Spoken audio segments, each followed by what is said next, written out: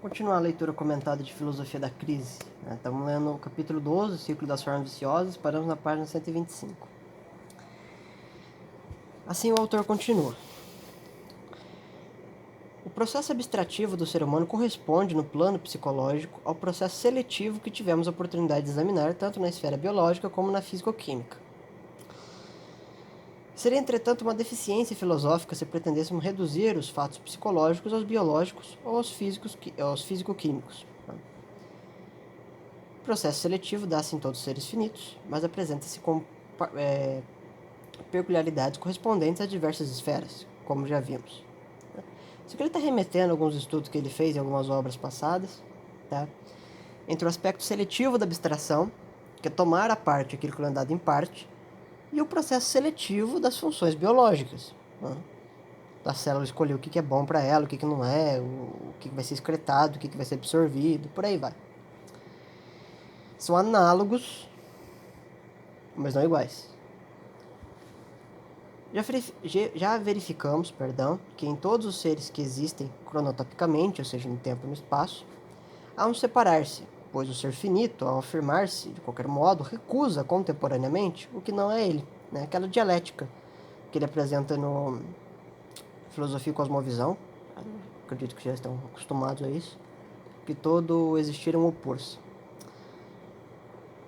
O ser infinito na filosofia não apresenta propriamente esta recusa, porque não há outro que lhe oponha, pois ele é o único. Né? Aqui falando de um ser de máxima perfeição. Não. Ah, mas a posição não seria um ser de mínima perfeição? Tá, mas já não seria igual à mesma classe que esse ser de máxima perfeição. Maximamente perfeito, ele é de classe única. E simplesmente simples. Portanto, não tem dualidade nele. Ele é uma coisa só. Mas um ser finito implica automaticamente a presença de um outro, que é também ser. A única posição que poderia estabelecer ou propor para o ser infinito seria a do nada absoluto ou metafísico, que é o que ele bate na filosofia concreta, né? Volume 10. Ora, sendo destinada a ausência absoluta de todo e qualquer ser, consequentemente de toda e qualquer eficácia, não é ele positivo de nenhum modo, e como tal não poderia ser termo de uma oposição. Tá? Porque os opostos, eles ainda são afirmações de dois seres. Tá? A gente está falando de uma oposição de contrariedade, não de contradição. Por exemplo, a contraditória de algo há é o nada absoluto. A contrariedade é alguma coisa não há. Tá? Que vão extrair, exaurir de si, por uma composição material, duas positividades. É claro que a segunda vai ter uma negação, né? Negação em re, está negando um objeto. Mas não refuta o primeiro. Né? Por exemplo, dizer que algo há. Bom, só se você olhar em volta, você vai ver vários seres, vários entes. Então, você tem uma multiplicidade, contando com você, de coisas. Né? Eu digo pra você assim, unicórnios não há unicórnios. Né? Isso não refuta os outros entes, tá? Só a existência material do unicórnio, certo? E por aí vai. Pois o que se opõe-se, põe-se ante outro, o que implica positividade. Para o ser infinito não há crise, porque não há distância entre ele e o não ele, já que ele é tudo. Mas para o ser finito há sempre crise, porque o outro é um ser real, um termo positivo que se coloca ante, e, ante ambos, se estabelece uma distância. Na intuição sensível, há essa distância, porque a apreensão realizada não capta totalmente o fato exterior, mas apenas segundo a atividade que corresponde à forma do cognoscente, a sua esquemática.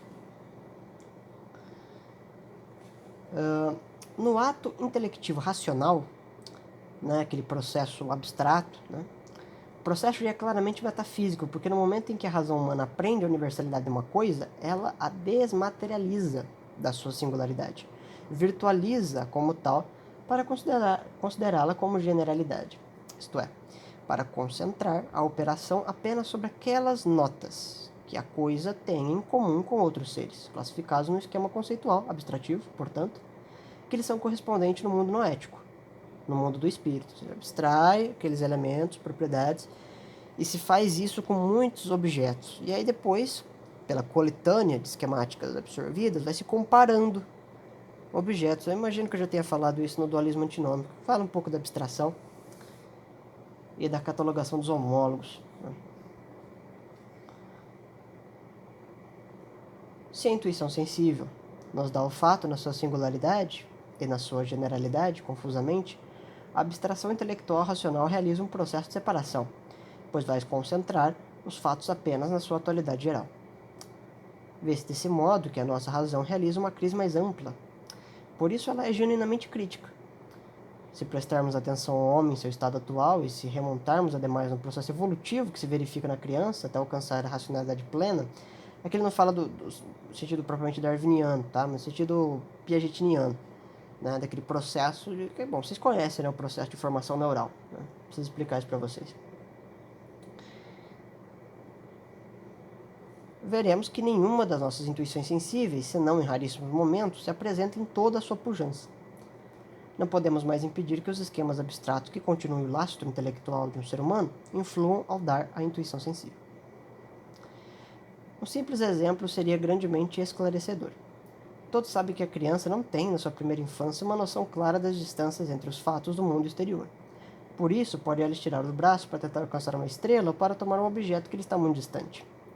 Atingida a racionalidade, não poderíamos realizar conscientemente tais tentativas, porque, embora, ao olharmos os fatos na distância, pareçam-nos mais próximos de nós, como flutuando num só plano. Sabemos que ele se coloca afastado uns dos outros, na profundidade. A distância que são por nós captadas através de uma operação instantânea de adequação com as perspectivas. No entanto, se prestarmos bem atenção, veremos que a nossa intuição sensível capta aquela casa no horizonte como um ponto que caberia entre dois dedos. E, no entanto, sabemos que ela é dimensionalmente muito maior do que a dimensão indicada pelos nossos olhos. Bom, isso aqui não precisa nem comentar, mas eu queria dizer um negócio importante. Esse processo de advento da razão. Ele já está em potência no ser, tá? Um negócio que eu venho pensando um tempo ali, a questão de quando o racionalismo ele não se funde numa metafísica, a coisa só faz sentido ser somente ser o advento da razão, tá? Então, uma ética racionalista, ela é bicondicional com o advento da razão. Qualquer coisa que não está executando a razão em atualidade, não atribui a si esses direitos éticos postulados por um autor específico. Vocês pensem em qualquer um, tem vários exemplos. Mas na potencialidade, significa que não é o caso, que aquilo é outra coisa senão um ser racional.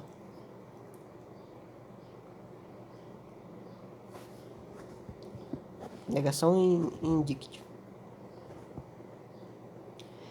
O que significa que ela gozaria também de direitos dessa ética que seria filtrada pela racionalidade. O Leibniz, quando ele percebe um pouco desses eticismos racionalizantes, ele faz um livro, até em resposta ao John Locke, eu recomendo que vocês leiam. Ele é bem grande, mas é muito bom de ler. O Leibniz escrevia muito bem. Novos ensaios acerca do entendimento humano. É uma resposta aos ensaios acerca do entendimento humano do Locke, tá? Que ele não publicou porque o Locke faleceu, ele queria que o Locke lesse. E os discípulos de Leibniz publicaram para ele após a morte do autor. E lá no final do livro ele explica isso, que o racionalismo para ele seria mais seguro defender se tivesse calcado uma metafísica. Ele calca no monismo dele, né, na monadologia panpsiquista. Tu pode calcar em outras coisas, por exemplo, Aristóteles. Né? Santo Tomás de Aquino faz isso, aliás. O Mário faz em Pitágoras, em Platão e por aí vai. E seria mais seguro. Né? Nesse sentido eu concordo com o Leibniz. Mas enfim.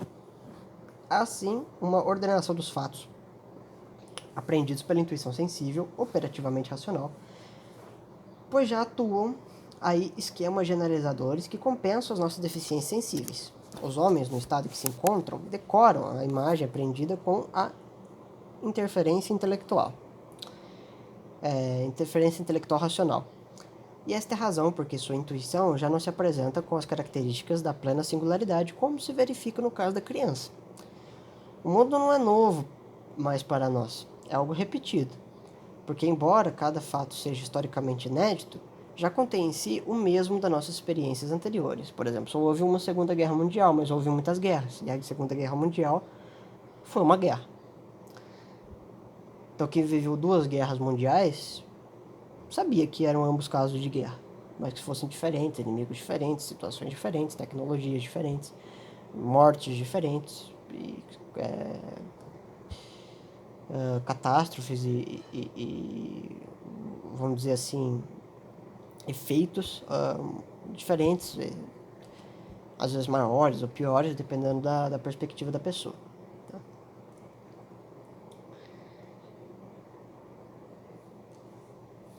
Só em raros momentos da nossa vida, em certos êxtases fisiológicos e místicos, pode o ser humano sentir aquele ineditismo da intuição pura, como também ante a surpresa. E esta é a razão porque ela nos dá um prazer que atinge um grau de intensidade mais elevado. Fora disso, o mundo não é para o homem adulto um espetáculo que se repete. E daí a grande necessidade que tem de buscar dentro de si aqueles caminhos que ainda não foram percorridos, que lhe possam oferecer instantes daquela satisfação peculiar na intuição pura, e que nem sempre consegue encontrar nem sentir. Temos assim alguns fundamentos para compreendermos o ciclo das formas viciosas de que falamos. Na nossa atividade intelectual, a razão, coordenadora e classificadora, tende a separar o que é homogêneo do que é heterogêneo, para dar aquela ordem lógica aos fatos do mundo que se apresentam para nós confusamente. Nessa atividade abstratora, encontra razão nos esquemas que ela constrói o nexo de que é a homogeneidade, no qual as primeiras generalidades podem ser classificadas.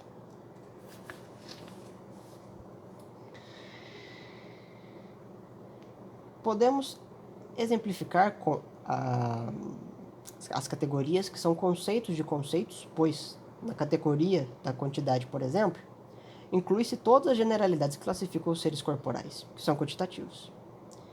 Nesse proceder lógico, que etimologicamente é uma busca do logos, da razão, do nexo das coisas, a atividade intelectual consegue captar. Isso aqui decora, tá? Esse termo logos. O Mário vai usar tudo, assim, né? Do primeiro volume, esse aqui é o 7º, ele já falou disso antes, tá falando aqui de novo, até o último livro que você for ler dele, ele vai falar de logos, tá? Consegue captar o que costura, entre aspas, obviamente, o que alinhava um conjunto de fatos, os quais se referem a uma generalidade de que os coordena logicamente. E temos então a teoria. E aí ele dá uma definição etimológica de teoria, né?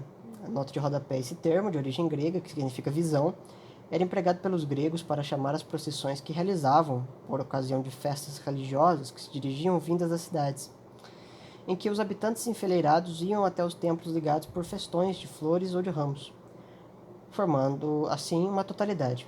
Essas fileiras eram chamadas de teorias. Passou depois esse termo para a filosofia, significando sempre o que é capaz de entrosar e conexionar um conjunto de fatos, naturalmente tomados no sentido racional. As teorias tendem a separar os fatos que elas se referem e, por isso, têm sido, na história, grandes criadores de diáclises. É fácil daí alcançarmos a doutrina que seria a conexão de teorias, fundada em hipóteses, sendo sistemas verdadeiras constelações de teorias. Tá? Vou acabar a leitura nessa nota de rodapé, tá quase acabando o texto, quarta-feira a gente volta.